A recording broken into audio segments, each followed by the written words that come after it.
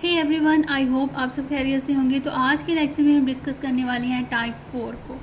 ऐसी इक्वेशन जिन्हें हम क्वाड्रेटिक फॉर्म में रिड्यूस कर सकते हैं, उसकी टाइप 1, 2 एंड 3 मैंने ऑलरेडी डिस्कस की है, जिन पे डिटेल वीडियो जो अपलोड हो गई है। अगर आपने वो वीडियोस नहीं देखी तो उनका लिंक डिस्क्रिप्शन में गिवन है, वहाँ पे क्लिक करके आप वो लेक्चर्स देख सकते हैं। तो आज हम टाइप 4 को डिस्कस करेंगे। टाइप 4 जो है हमारे पास होती है एक्सपोनेंशियल इक्वेशंस। अगर हम एक्सपोनेंशियल इक्वेशन की डिफ़ाइन देखें तो हमारे पास होती है in exponential equation variables occur in exponents. जैसे कि हम वेरिएबल के बारे में जानते हैं एक्स वाई जी, ठीक है, आमतौर पर हम ये यूज़ करते हैं, इन्हें वेरिएबल कहा जाता है। अगर हम यहाँ पे वेरिएबल की बात करें तो वेरिएबल हमारे पास एक्स वाई एंड जी, ये वेरिएबल्स कहलाते हैं, ठीक है। अगर हम क्वाड्रेटिक इक्वेशन जैसे कि यहाँ पे मैं राइट करूँ A X square plus B X plus C is equal to 0, ठीक है। तो यहाँ पे x जो है वो वेरिएबल है, x की जगह y भी हो सकता है, z भी हो सकता है। लेकिन ये जो अल्फ़ाबेट में a b c है ना, ये एज ए कोफिशिएंट काम करेगा। जब भी हम किसी क्वाड्रेटिक इक्वेशन को डिस्कस करेंगे तो वहाँ पे x, y एंड z ये वेरिएबल्स कहलाते हैं। a, b एंड c जो हैं वो हमारे पास कोफिशिएंट्स होते हैं, जो कि रियल नंबर्स होते हैं, ठीक है। इससे आपने कंफ्यूज नहीं होना। आई होप ये क्लियर हो गया होगा। यहाँ पे हमारे पास एक्सपोनेंशियल इक्वेशन में एक्सपोनेंट्स का वर्ड यूज़ हुआ है, ठीक है। अगर ये वेरिएबल्स किसी कांस्टेंट की पावर में शो हों तो उसे हम एक्सपोनेंट्स कहते हैं। लेट्स सपोज कि हमारे पास यहाँ पे हो, यहाँ पे मैं राइट कर दूँ 2 raise to power x, 10 raise to power p, 3 raise to power z, या कुछ भी इस तरह का हम राइट कर दें, ये तमाम हमारे पास एक्सपोनेंट्स हैं, ठीक है। जब किसी इक्वेशन में हमारे पास एक्सपोनेंट्स यूज़ होते हैं तो उस इक्वेशन को एक्सपोनेंशियल इक्वेशंस का नेम दिया जाता है। अब मैं यहाँ पे एक एग्जांपल राइट करती हूँ जिसमें हमारे पास एक्सपोनेंट्स यूज़ हुए होंगे, ठीक है। उसे हम एक्सपोनेंशियल इक्वेशन कहेंगे और उसके बाद जो है हम उसे क्वाड्रेटिक फॉर्म में रिड्यूस करेंगे और रूट्स फाइंड करेंगे। तो यहाँ पर मैं एग्जाम्पल राइट करती हूँ, फिर आपको समझाती हूँ। ये मैंने एक इक्वेशन राइट की है, ये हमारे पास एक्सपोनेंशियल इक्वेशन कहलाती है। ये एक्सपोनेंशियल इक्वेशन इसलिए कहलाती है क्योंकि यहाँ पे एक्सपोनेंट्स यूज़ हुए हैं, ठीक है। अब हम इसे क्वाड्रेटिक फॉर्म में रिड्यूस करते हैं। जैसा कि प्रीवियस लेक्चर्स में मैंने लॉज ऑफ एक्सपोनेंट्स आपके साथ डिस्कस किए थे, वहाँ पे हमने लॉज में देखा था कि अगर बेस सेम हो, जैसा कि ये हमारे पास एक एक्सपोनेंट है, तो ये जो 5 है ये बेस कहलाएगी और 1 + x जो है ये हमारे पास पावर है, ठीक है। लेट्स सपोज हमारे पास 2 एक्सपोनेंट्स है, जैसा कि मैंने यहाँ पे राइट किया 2 रेज़ टू पावर x और यहाँ पे मैं राइट कर दूँ 2 रेज़ टू पावर 1, ठीक है। अब यहाँ पे देखें, यहाँ पे भी 2 है और इधर भी 2 है, मीन के बेस सेम है और पावर जो है वो डिफरेंट है। तो बेस को हम 1 टाइम राइट कर सकते हैं और उनकी पावर्स को हम ऐड करके लिख सकते हैं। तो यहाँ पर हमारे पास आ जाएगा 2 रेज़ टू पावर 1 + x, ठीक है। जिस तरह हमने इन दोनों को ऐड कर लिया है पावर्स को, इसी तरह हम अगेन इस कंडीशन को इस फॉर्म में भी राइट कर सकते हैं। तो ये जो वैल्यू हमारे पास गिवन है 5 रेज़ टू पावर 1 + x इस फॉर्म में गिवन है हमारे पास।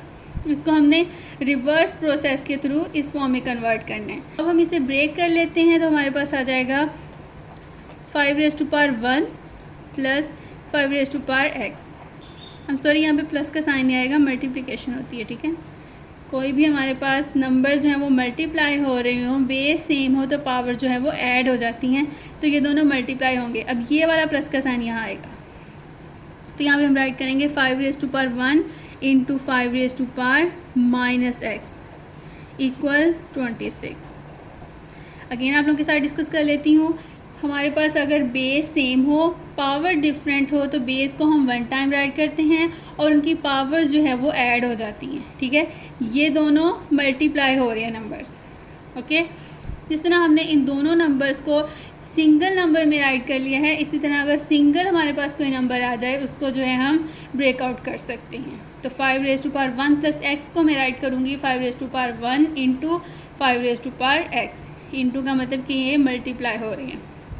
उसके बाद ये प्लस का साइन यहाँ पे आएगा, 5 raise to power 1 as it is write कर देंगे, मल्टीप्लिकेशन का साइन, और 5 रेज़ टू पावर यहाँ पे -x है तो यहाँ पे हम -x लगा देंगे, = 26 को एज इट इज़ राइट कर देंगे। अब यहाँ पे हम अगर तो कोई पावर, जिस तरह यहाँ पे नेगेटिव पावर है, इसको हमने पॉजिटिव करना है, तो ये हम रीराइट कर लेते हैं 5 raise to power 1 × 5 raise to power x + 5 raise to power 1 / 5 raise to power x, ठीक है। आपको मालूम होगा कि अगर किसी नंबर की पावर जो है वो नेगेटिव हो, अगर तो वो न्यूमिनेटर में है तो वो डिनोमिनेटर में जाके पावर पॉजिटिव कर देता है, ठीक है। और इसी तरह अगर यहाँ पे माइनस होता है तो इसे अगर हम ऊपर लेके जाते हैं तो इसने प्लस में चेंज हो जाना था। आई होप ये क्लियर हो गया होगा। अब इक्वल 26 हम एज इट इज़ राइट कर देंगे। अब आप देखें यहाँ पे भी 5⁻x है और इधर भी 5⁻x है। अब हम इस 5⁻x को y के इक्वल पुट कर देंगे। तो यहाँ पे हम राइट करेंगे पुट 5⁻x इक्वल y। जहाँ जहाँ 5⁻x आ रहा है वहाँ पे हमने y की पुटिंग कर देनी है। इसकी क्वेश्चन नंबर 1 का नेम दे लेते हैं अपनी आसानी के लिए। तो यहाँ पे हम राइट कर देंगे put 5⁻x equal y in equation 1। आपको मालूम होगा कि किसी भी नंबर की पावर अगर 1 हो तो पावर 1 राइट नहीं की जाती, ठीक है। वो ऑब्वियस बात होती है कि उसकी पावर 1 है। तो यहाँ पे अब हम 1 को रिमूव कर देंगे, जस्ट हम 5 ही राइट करेंगे। उसके बाद हमारे पास है 5⁻x, तो इसकी जगह हमने y पुट करना है। तो यहाँ पे हमारे पास आ जाएगा 5y plus 5 as it is over 5x को हम y के इक्वल पुट कर रहे हैं। तो यहाँ पे y आ जाएगा इक्वल 26।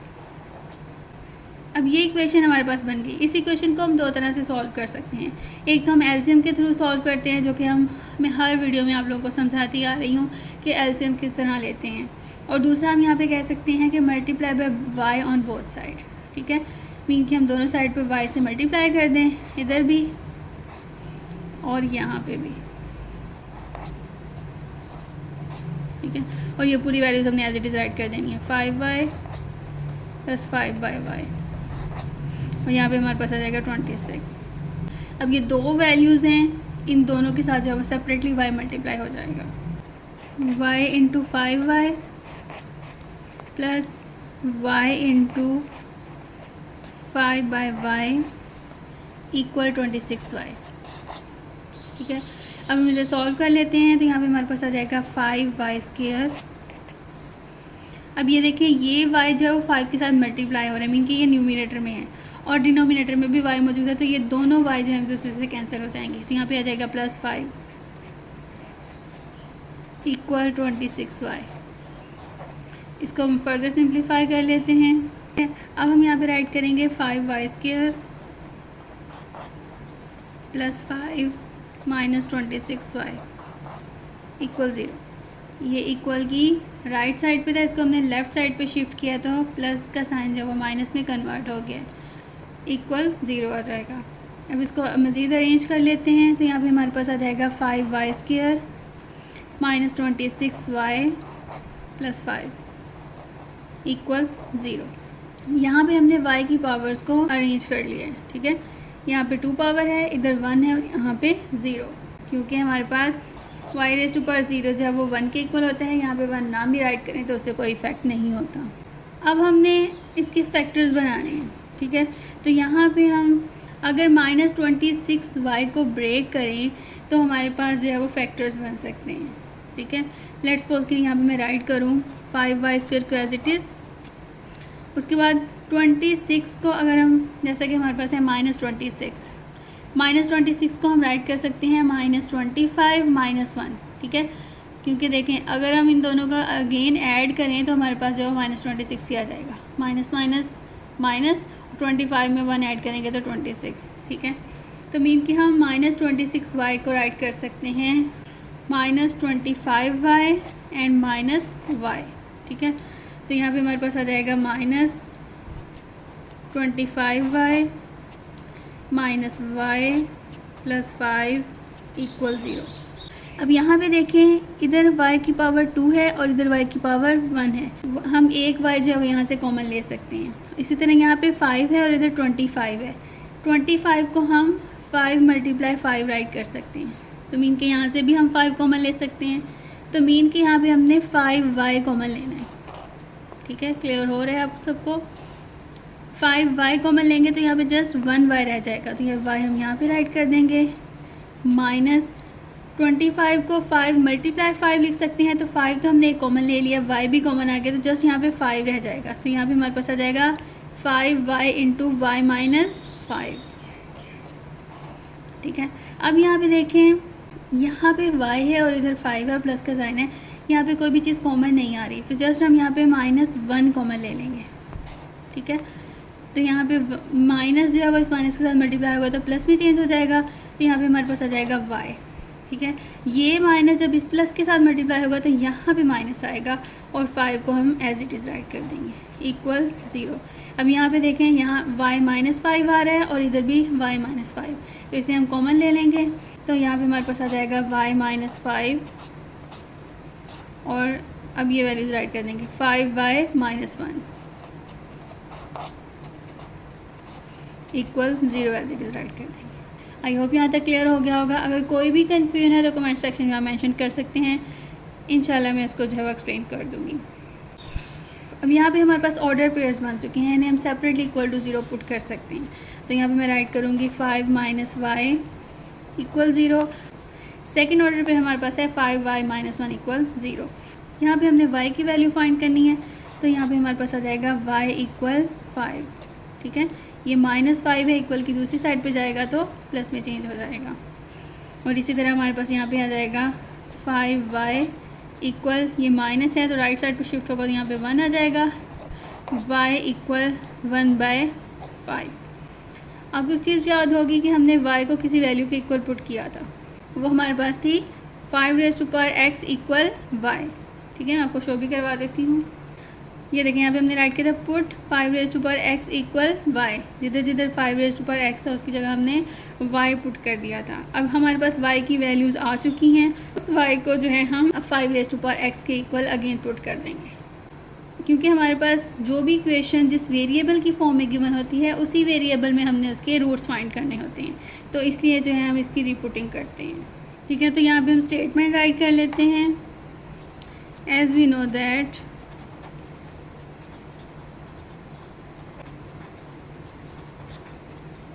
x इक्वल y, ठीक है। तो इस y की जगह भी हम 5x पुट कर देंगे और इसकी जगह भी यहाँ पे आ जाएगा 5x इक्वल 5, ठीक है। और सेकंड में हम पुट करेंगे, यहाँ पे हमारे पास आ जाएगा 5x इक्वल 1/5, ठीक है। अब यहाँ पे देखें, जब हम क्वेश्चन को स्टार्ट किया था वहाँ पे हमने 5/1 को जस्ट 5 के इक्वल पुट कर लिया था। मीन के मैंने आपको समझाया था कि अगर किसी भी नंबर की पावर मौजूद नहीं है तो मीन उसकी पावर 1 होती है। तो यहाँ पे अब हम 1 राइट कर देंगे, ये हमारी रिक्वायरमेंट्स हैं, ठीक है। तो यहाँ पे हमने जस्ट अपनी आसानी के लिए 1 राइट किए। इसी तरह ये हमारे पास है 5x इक्वल, अब यहाँ पे देखें इधर भी 1 है, ये डिनोमिनेटर में 1 पॉजिटिव है, इसको जब हम न्यूमिनेटर में लेके जाएंगे तो 5 की पावर जो है हमारे पास माइनस में कन्वर्ट हो जाएगी, ठीक है। अब यहाँ पे देखें कि लॉज ऑफ एक्सपोनेंट्स में हमने एक और लॉ भी डिस्कस किया था कि अगर हमारे पास दो नंबर जो हैं वो इक्वलिटी की फॉर्म में हो, अगर बेस सेम हो तो उनकी पावर्स को हम इक्वल राइट कर सकते हैं, और अगर पावर्स इक्वल हो तो उनकी बेस को हम इक्वल राइट कर सकते हैं।